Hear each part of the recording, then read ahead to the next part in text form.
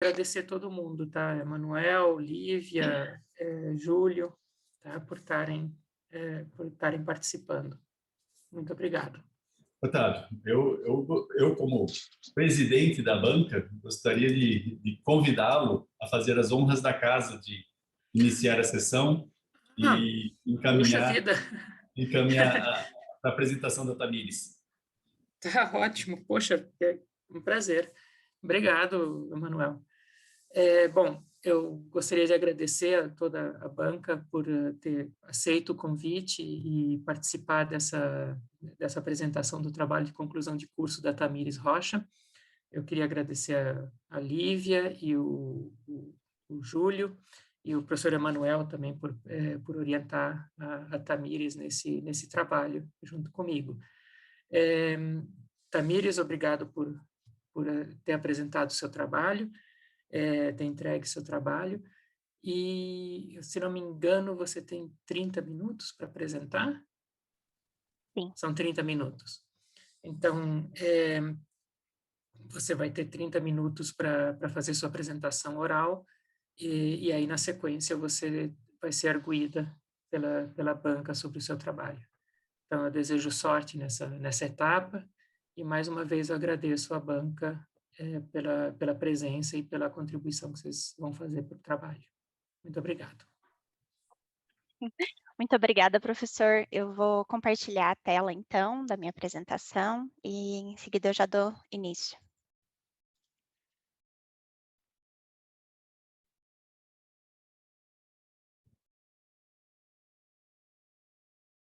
Todos conseguem ver a minha apresentação? Sim. Falta colocar no modo à parte, entrou. Então, vamos lá. Bom dia, eu sou a Tamires e hoje eu estarei apresentando o meu trabalho de conclusão de curso como parte dos requisitos para a conclusão do meu curso de graduação em Química, com ênfase em Química Fundamental. O trabalho que eu vou apresentar é intitulado Uso de técnicas cromatográficas e eletroforéticas para purificação de VLP, vírus-like particle, de circovírus suínos do tipo 3. Esse trabalho foi desenvolvido sob a orientação e tutoria dos professores Emanuel Carrilho, professor Otávio Timan, e da doutora Fernanda Angélica Sala, que também nos prestigia hoje. Um sumário dos tópicos que vou abordar. Vou fazer uma contextualização e motivação desse trabalho. Em seguida, um desenvolvimento, como foi feito o desenvolvimento experimental, a apresentação dos resultados e discussão e a conclusão dos resultados do trabalho. Contextualização e motivação. Os circovírus suínos são circovírus pertencentes ao gênero circovírus da família Circoviridae.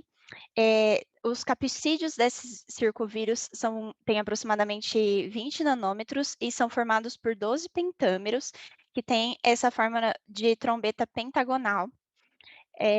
O seu genoma tem DNA fita simples e atualmente são conhecidas 4 espécies, o PCV1, PCV2, PCV3 e PCV4. O circovírus suíno do tipo 1 foi descoberto em 1974 por Tischer, e ele tem um genoma de 1.759 nucleotídeos. Ele é a única espécie de circovírus que não é considerada patogênica devido à baixíssima incidência da identificação de animais com qualquer tipo de fenótipo que seja atribuído à circovirose. Além disso, existem relatos na literatura de anticorpos contra o PCV1 em outras espécies, como está mostrado aqui nessa tabela. O PCV2, ele é o circovírus suíno, o segundo circovírus descoberto, que foi descoberto em 1991 no Canadá, e desde então ele foi reportado em diversos países, como mostra esse mapa nos destaques em amarelo. O genoma do PCV2 tem 1.767 nucleotídeos e atualmente são conhecidas pelo menos 4 variantes infecciosas desse circovírus, apesar de alguns autores já terem proposto 8 variantes desse mesmo circovírus. O circovírus suíno, ele se manifesta clinicamente a partir da doença associada ao circovírus. A doença associada ao circovírus, ela pode apresentar-se nos suínos a partir da síndrome da emaciação multissistêmica pós-desmame, que normalmente é vista pela perda de tecido adiposo e muscular nos suínos, logo depois que eles terminam de desmamar.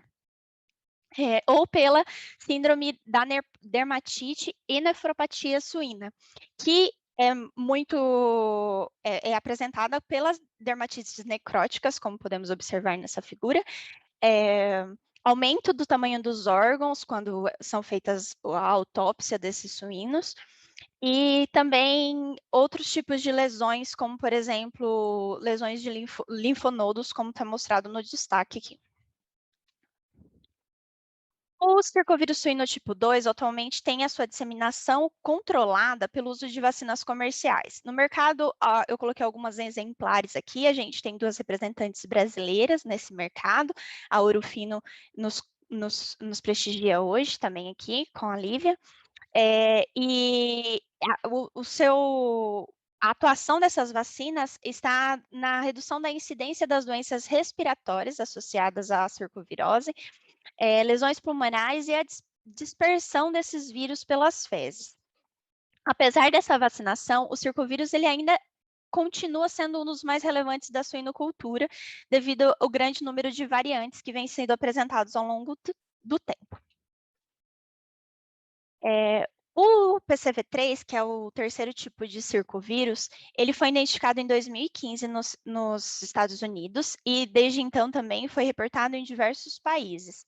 O seu genoma tem 2.000 nucleotídeos e, apesar dele ter sido somente identificado em 2015, alguns testes com amostras arquivadas apresentando a doença, a síndrome da dermatite nefropatite suína, mostrou-se positiva para PCV3 e negativa para PCV2.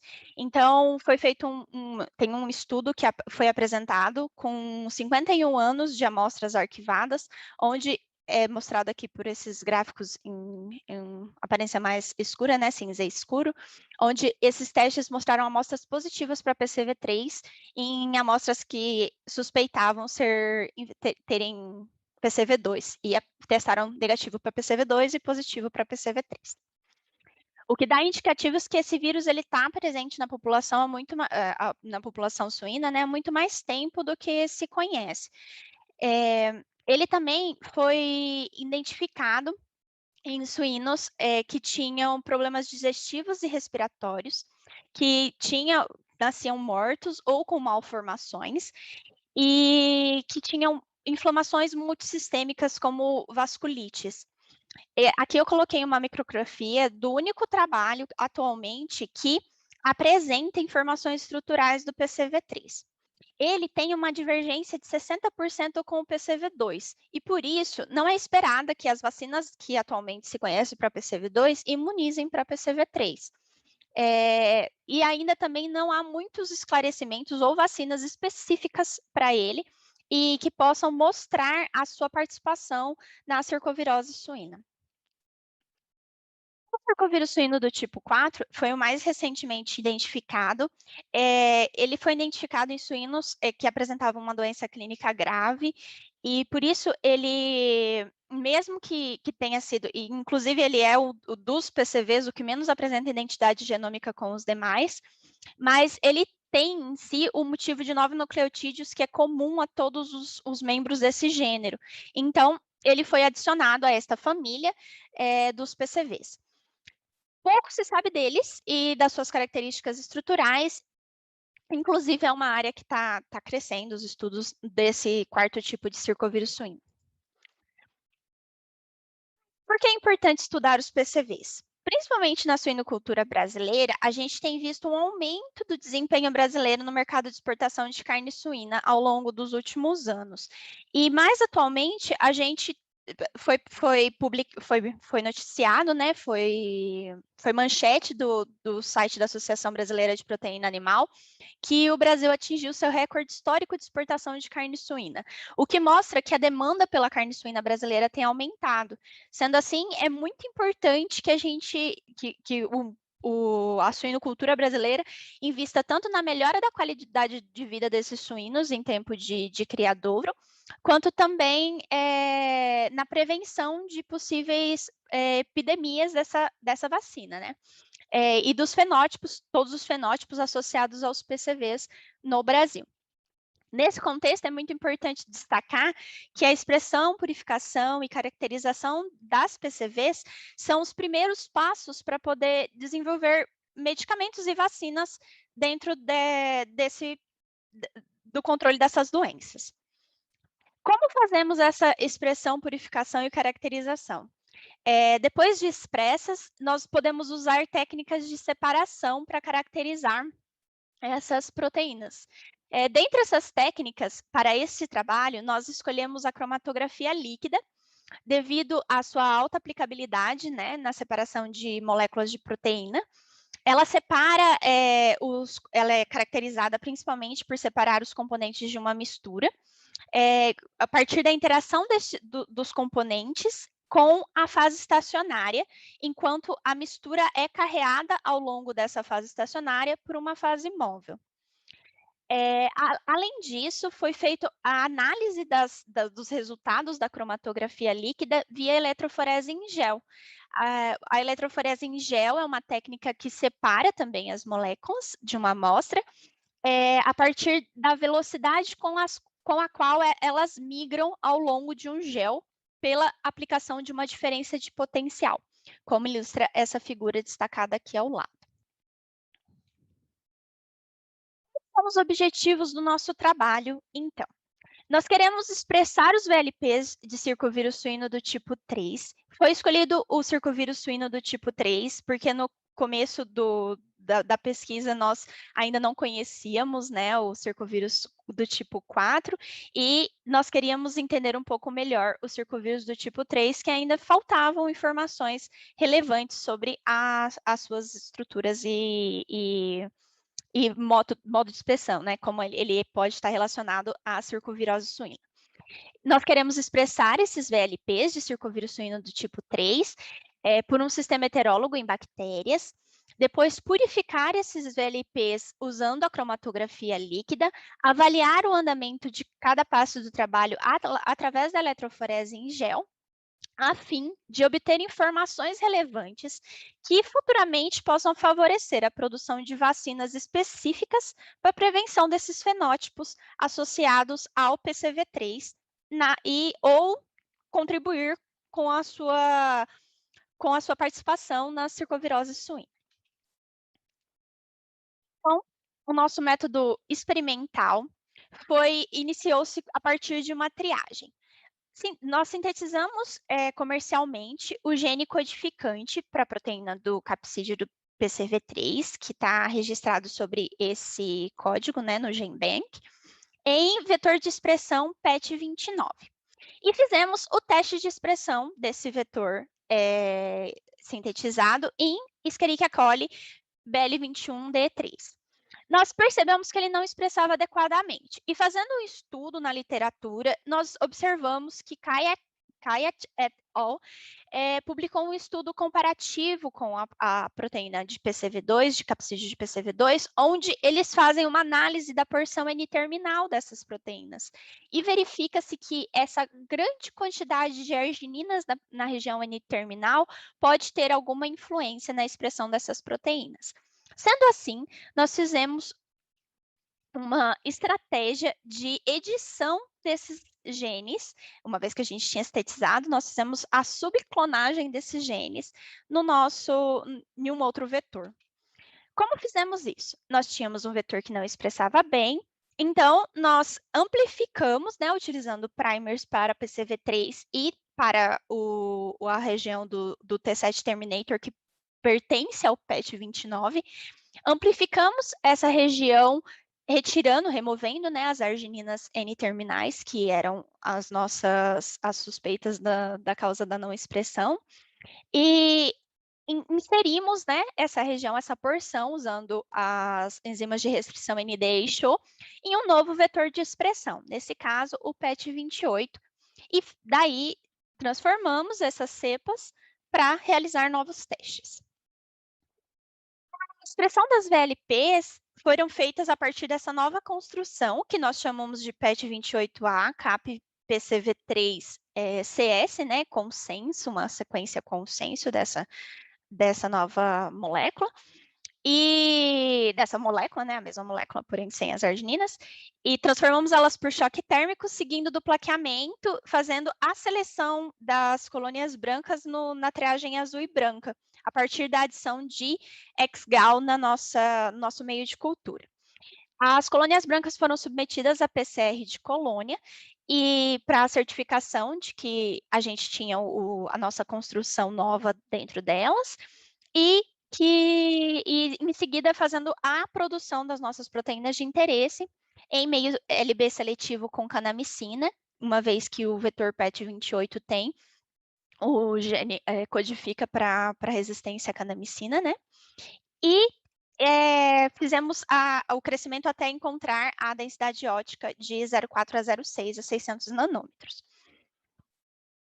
No passo seguinte, ao encontrar a densidade ótica ótima, né, na curva de crescimento da bactéria, nós fizemos a indução da expressão do nosso gene de interesse a partir da adição de PTG, que induz o operão LAC a expressar a nossa proteína de interesse. Nesse momento, foi feito vários testes, nós fizemos vários testes para que pudéssemos encontrar o melhor tempo e temperatura para a indução da expressão dessas proteínas. Então, deixamos por 4 horas a 20 graus Celsius e seguimos da precipitação da massa celular para os estudos subsequentes. A lise celular desses VLPs foi feita utilizando a solução CAPS em pH 29, com a suplementação de arginina, o que nos nossos estudos favoreceu a solubilidade da nossa proteína de interesse. E esse teste foi feito a partir da lise, a gente fez os testes por eletroforese, correndo tanto em eletroforese em gel de poliacrilamida, quanto também fazendo o teste por Western blot. Uma vez que, durante a nossa edição gênica, foi adicionada uma cauda N-terminal de histidinas, que permite a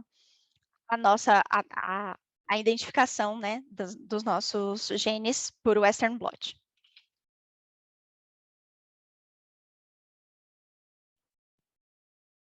Com a fração solúvel da nossa lise, foi executada uma cromatografia de afinidade, usando a resina Talon Superflow, que empacotamos em bancadas. A resina Talon, ela é composta por esferas de agarose altamente reticuladas, que são acopladas com cobalto 2+, que tem a característica de quelar a cauda de histidinas dessa porção N-terminal que foi adicionada na nossa edição gênica. Em seguida, foram realizadas lavagens subsequentes com um tampão semelhante ao de lise, onde foi adicionado o imidazol, que é um competidor por essas esferas de agarose da nossa resina. E coletando em todas as frações, né, do efluente, amostras para correr um gel de poliacrilamida.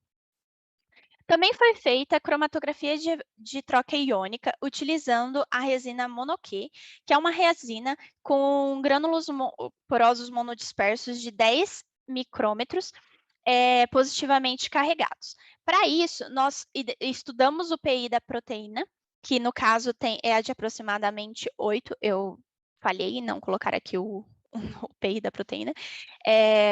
Não, eu coloquei 8,93 e permite que, em pH básico, como está o buffer que foi utilizado, ela fique carregada negativamente.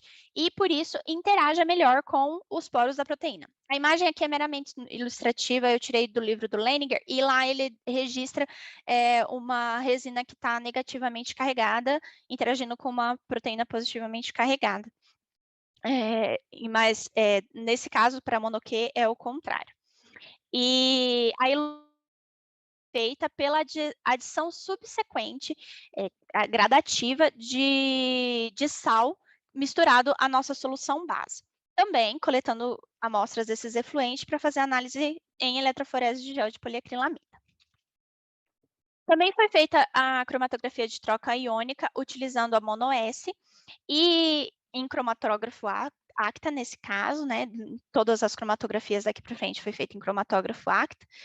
E utilizando também a resina mono-S, ela é semelhante à mono-Q, porém tem a sua resina carregada negativamente, como mostra a imagem, e em pH ácido, mais ácido do que, no caso, o pI da proteína, ela vai ficar carregada positivamente. Para isso, nós utilizamos uma solução de PBS em pH 6,8, aumentando também a concentração de sal, utilizando uma solução adicionada, solução base adicionada de 1 molar de NaCl, coletando também os efluentes para análise em gel. Finalmente, nós fizemos o último ensaio com a cromatografia de troca iônica a partir do uso da resina DAE celulose. Ela diferencia-se da mono-Q porque ela é recomendada para amostras menos refinadas. E os grânulos dela são de celulose e não são identificados como grânulos porosos monodispersos como das demais colunas. A eluição dessa amostra foi feita também utilizando, foi idêntica ao que foi feito com a mono-Q e utilizando um gradiente de sal, coletando as amostras do efluente em gel de poliacrilamida, para correr um gel de poliacrilamida. Além das cromatografias de afinidade e de troca iônica, foi feita a cromatografia por exclusão de tamanho, onde se utilizou a resina HiPrep, 10-300 superose 6, porque ela é recomendada para proteínas de 5 a 5.000 kilodaltons, tamanho que é adequado para separar os monômeros da CAP-PCV3. Para isso, utilizamos uma solução tampão de CAPS, arginina e sal, em pH 11, coletando os efluentes. Além da resina superose 6, também foi feita o mesmo experimento,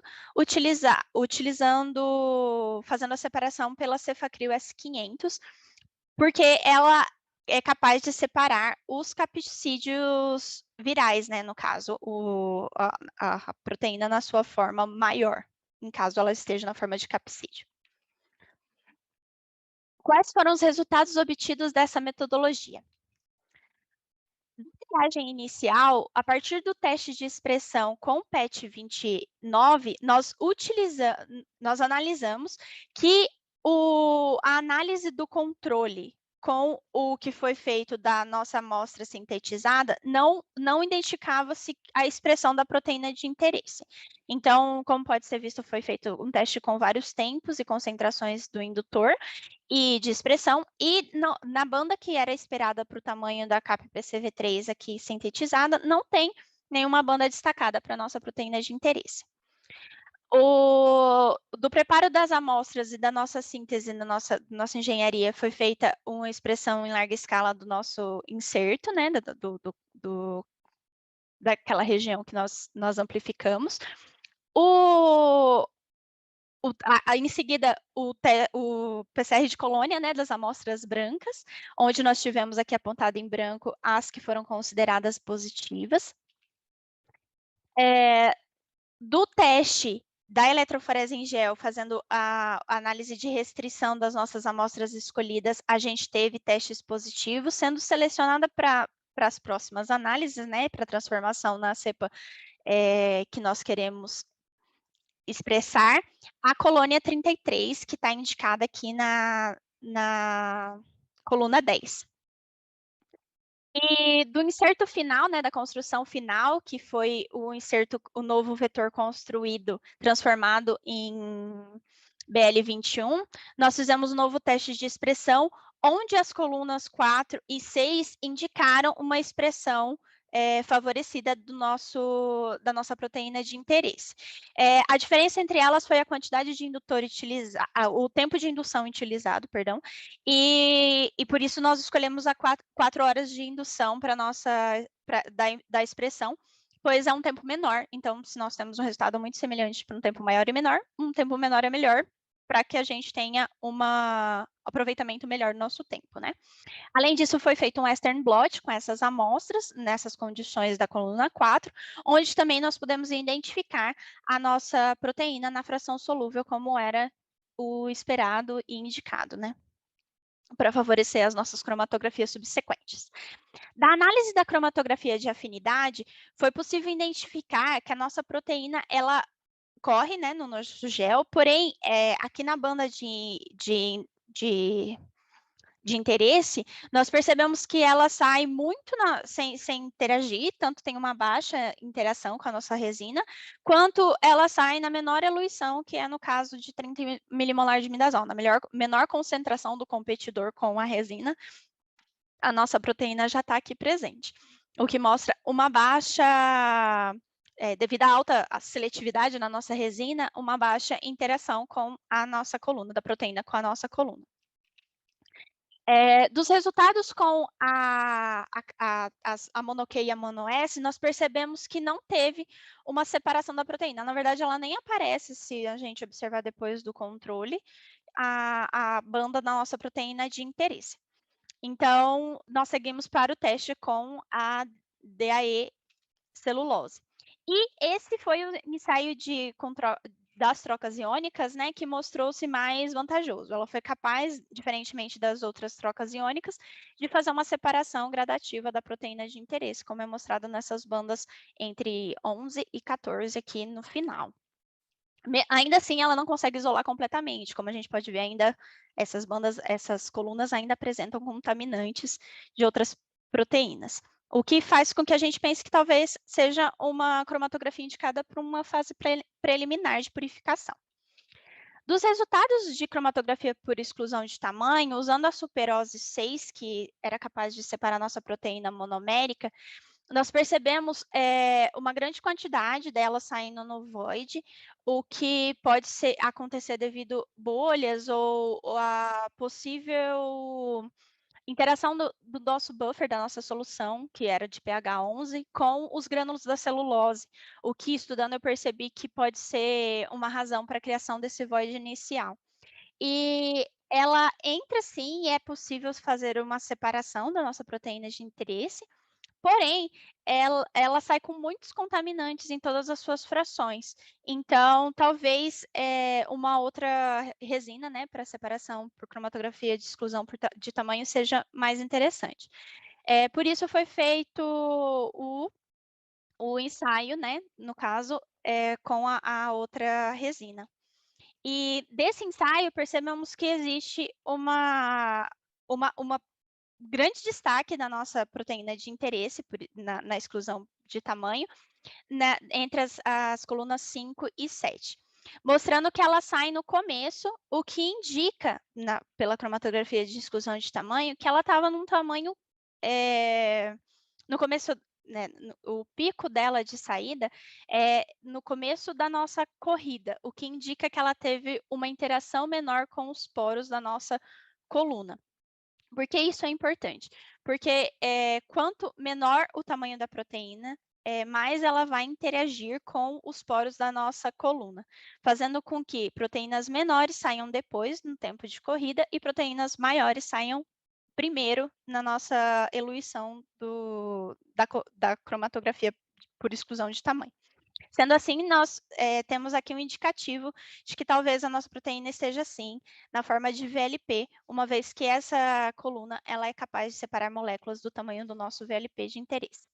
Foi repetido esse ensaio e numa nova corrida, aplicando com um tempo maior, né, uma eluição mais diluída, mais prolongada, nós percebemos uma separação muito mais evidente da proteína de interesse, sendo até mesmo favorecido para ensaios subsequentes de estudos estruturais, como, por exemplo, microscopia e micrografia, que podem ser feitos a partir dessas amostras mostradas nesse GEO-A. Qual a conclusão do nosso trabalho, então? Da construção do nosso vetor, nós percebemos que foi bem sucedida, foi adequada. Da transformagem na linhagem de expressão, nós conseguimos verificar isso e confirmar por teste de digestão, eletroforese em gel e Western blot. Das cromatografias de afinidade, nós percebemos que a interação foi fraca devido à alta especificidade da fase móvel. Das cromatografias de troca iônica, dentre as 3 resinas utilizadas, a DAE foi a que se tornou mais aplicável, e principalmente como uma fase preliminar, né? E da cromatografia por exclusão molecular, a superose 6 nos deu indicativos de que talvez uma outra resina fosse mais interessante para a separação da proteína de interesse, e a Cefacril S500 nos deu indicativos de que ela pode estar na sua forma de VLP, o que se mostrou o melhor método cromatográfico para a purificação das nossas VLPs, que era o grande objetivo desse trabalho. Quais informações relevantes nós podemos tirar, então, desse trabalho? De que a remoção das argininas dessa porção N-terminal favorece, sim, a expressão, uma vez que a gente tinha uma cepa com as argininas que não expressava, e em sequência uma que expressa, e que é um comportamento para PCV3 muito semelhante ao apresentado para PCV2 na literatura. O isolamento dessa proteína em um pH que é diferente do convencional utilizado para os estudos vistos para PCV2, então existe alguma coisa diferente, né, na PCV3 em relação ao PCV2, o que pode se dever principalmente ao PI diferente dessa proteína, que é um PI de 8,9. Então, quando a gente tira, né, diferencia desse PI, nos 2 pontos, a gente tem um favorecimento dessa solubilidade, talvez seja por isso que esse pH tenha sido bom para a purificação. E, em favorecimento dos estudos estruturais, a cromatografia por exclusão de tamanho foi o melhor método para purificar os VLPs identificados nesse trabalho. E pode ser utilizado para estudos subsequentes de microscopia, por exemplo. Outros testes também poderiam acontecer, né, para complementar esse trabalho, como, por exemplo, a ultracentrifugação diferencial, que é um método muito clássico para purificação de VLPs, e além da micrografia, né, nós podemos também fazer a microscopia eletrônica para tentar reconstruir os capsídeos em 3D e obter daí mais informações sobre esse VLP. Essas foram as referências que eu utilizei. Eu gostaria muito de agradecer todas essas pessoas por toda a contribuição no meu trabalho e na minha formação até aqui, e o tempo e a atenção de todos vocês, e estou aberta a dúvidas. Obrigado, Tamires. Deixa eu abrir o microfone permanentemente aqui para ficar mais fácil. Então, agora, obrigado pela sua apresentação, né? Agora a gente passa para a fase de arguição pelos membros da banca, né? Temos aqui o Sr. Júlio e a doutora Lívia. Então, como o Sr. Júlio é da casa e a doutora Lívia é mais externa à instituição, gostaria de, e além de ser mulher, primeiro, sempre que possível, primeiras damas, gostaria de convidar então a Lívia para fazer sua arguição em relação ao trabalho de TCC da Tamires. Obrigado, Lívia, por aceitar participar e ajudar no trabalho da Tamires. Obrigada, professor Manuel. Eu que agradeço, professor Otávio, e você pelo convite, e a Tamires, né? É sempre um prazer participar de banca. Eu peço desculpas que eu estou na empresa, às vezes vai ter um barulho de alguém entrando, saindo aqui na sala, tá? Mas eu tive que vir, eu tentei ficar de home hoje, mas não deu muito certo. E assim, eu estava lendo o trabalho, né, da Tamires, estava lembrando porque eu participei já de... Essa é a 4ª banca relacionada a circovírus porcino que eu participo, e toda vez eu aprendo bastante. Então, assim, é um prazer enorme estar participando. Então, assim, sempre que tiverem trabalhos, né, relacionados aqui à área veterinária, podem me chamar, que eu gosto muito de participar, porque eu aprendo bastante, né, e a gente consegue tentar sempre aplicar os trabalhos que a gente está fazendo internamente. Então, muito obrigado aí. Tamires, parabéns pela sua apresentação, achei muito boa os seus slides, a forma como você apresentou. E eu tenho algumas coisas que eu anotei, eu até imprimi, porque eu acho melhor impresso na versão lá que você passou. E são mais sugestões, tá? E algumas dúvidas que eu tenho em relação ao trabalho.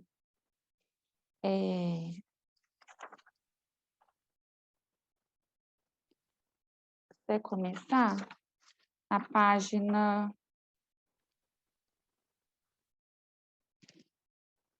2, na parte que você fala atualmente, não sei se você está acompanhando aí. Estou acompanhando. Aí você fala da parte do atualmente, controle da disseminação é feito com o uso de vacinas comerciais, que reduzem substancialmente a incidência das lesões pulmonares, no caso do PCV2, né? Isso. E aí você começa depois falando que... Aí depois você começa logo em seguida falando do PCV3. Isso. Aí aqui, no caso do PCV3, eu só senti falta porque...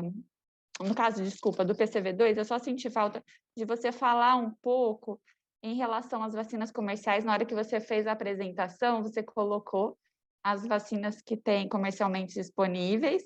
Então, eu achei bem bacana e eu não vi isso aqui no seu trabalho. Então, acho que você poderia colocar um tópico disso aqui nessa parte de contextualização. E aqui na parte do PCV2, uma das coisas que a gente fala muito aqui, que ele é a porta de entrada para outras doenças, como a doença de Glasser, né, que é causada pelo Haemophilus, a pneumonia enzótica, que é do micoplasma. Então, acho que você poderia abordar um pouco disso aqui nesse parágrafo também do PCV2. Uhum. Aí, logo em seguida, você começa a falar do PCV3. Sim. E aí, aqui na parte do PCV3, tem uns artigos que saíram, acho que estão bem frescos, até teve um que saiu semana passada, que fala que já existem 6 tipos de PCV3 na América do Sul. Na verdade, eles fizeram um estudo na América do Sul e na América do Norte. Que E legal. eles já encontraram 6 tipos de PCV3. Então, acho que poderia falar, assim, bem resumidamente, sabe? Sobre essa diversidade genética que já é encontrada por PCV3. Se você quiser, depois eu te passo a referência ou coloco no arquivo, vou até anotar. Por favor, eu ia te pedir, inclusive, se você pudesse depois me passar.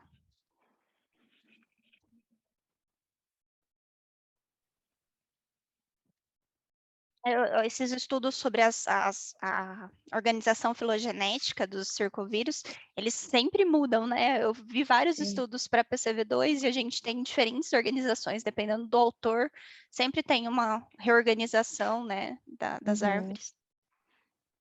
Sim, eu gosto bastante, a gente, assim, segue muito aqui os trabalhos do Segalês, você deve ver bastante trabalho dele, e da Tânia, que é Tanja, que escreve o nome dela. Bom, acho que é nessa parte.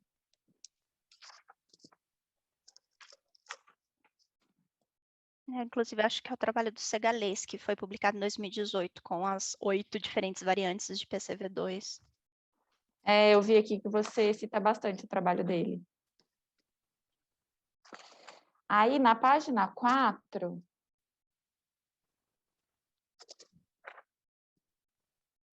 que você fala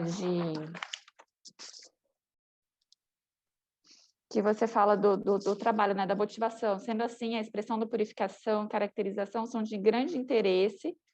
Aí aqui você coloca que, no final desse parágrafo, você escreve o que desperta interesses de empresas nacionais, como a Ouro Fino, em desenvolvimento de vacinas. Mas, assim, eu queria, não sei, eu senti um pouco de falta de você explorar mais o porquê, né, que você entender sobre a estrutura do VLP, as informações do seu trabalho, por exemplo, você, pela cromatografia e exclusão de tamanho, você conseguiu uma pureza relativa, que agora você vai fazer microscopia para ver se realmente ali está o VLP. Mas, assim, como que você conseguiria contribuir para o desenvolvimento de vacinas com isso? Você conseguiria fazer uma vacinologia estrutural, ver as regiões ali que seriam epítopos interessantes para se fazer uma vacina baseada em peptídeo? Você conseguiria, com o método, com a informação aí da cromatografia de exclusão de tamanho, você conseguiria passar uma informação, por exemplo, um método de purificação para um desenvolvimento de uma ELISA de potência, de liberação lote a lote. Eu sei que é muito específico de indústria, mas depois eu acho que enriqueceria mais ainda seu texto, sabe? Claro. Quando, né, isso ficar disponível para alguém falar, nossa, olha que legal, eu posso usar esse método de purificação aqui para o meu desenvolvimento interno, para uma ELISA de potência, para eu liberar a minha vacina, né, porque eu posso usar como coating da placa o PCV3 purificado dessa forma. Então, eu acho que essa informação aqui, Sim, eu eu concordo. acho que enriqueceria mais o texto. É só uma sugestão, assim. Tinha bastante coisas que eu queria colocar, mas a gente tem limite de páginas, né? Eu tinha 30 Isso que eu páginas até para ia escrever. perguntar. Eu até ia perguntar isso, que sempre tem limite, né? Mas eu posso dar uma reescrita na parte da cromatografia também, e aí ganha um pouco de espaço nessa parte inicial. Bom, acho que é isso. Aqui da parte da parte da cromatografia, de exclusão de tamanho, você coloca cromatografia, é só uma... Eu nem sei se, na verdade, a denominação está correta do que eu vou falar. Porque você coloca muito assim, ó. Por exemplo, na página 4, no segundo parágrafo, você coloca troca iônica, exclusão ou afinidade. Aí eu achei, assim, exclusão só muito solto. Eu colocaria exclusão molecular, exclusão de tamanho. Teve uma hora que você referencia, mas aqui só deixou exclusão, sabe?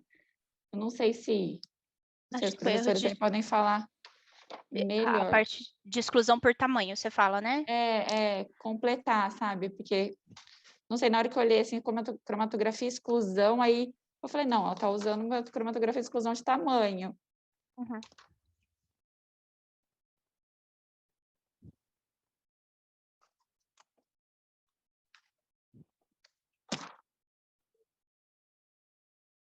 Aí, depois, indo para a parte 2 do desenvolvimento experimental,